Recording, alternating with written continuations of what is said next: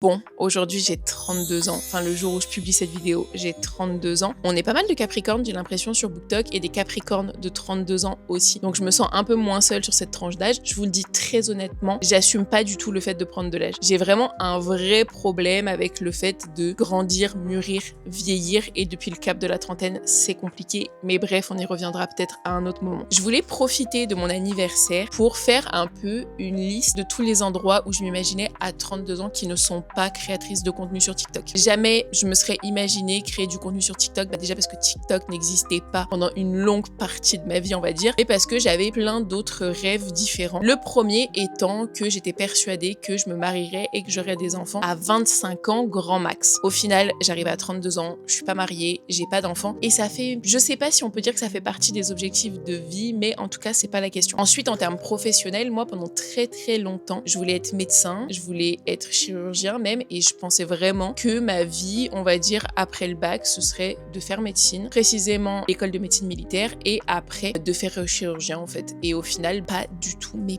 pas du tout du tout. Après ça, comme beaucoup de personnes, je me suis cherchée en termes d'études, et au final, je suis partie en école de journalisme, et j'étais persuadée donc qu'à la trentaine, je serais dans une rédaction un peu comme Vice, je sais pas si vous connaissez, et j'avais vraiment l'ambition de faire du grand reportage à l'étranger sur des sujets hyper sensibles. En fait, je voulais être reporter de guerre plus précisément, ou grand reporter comme on dit, et au final pareil, pas du tout.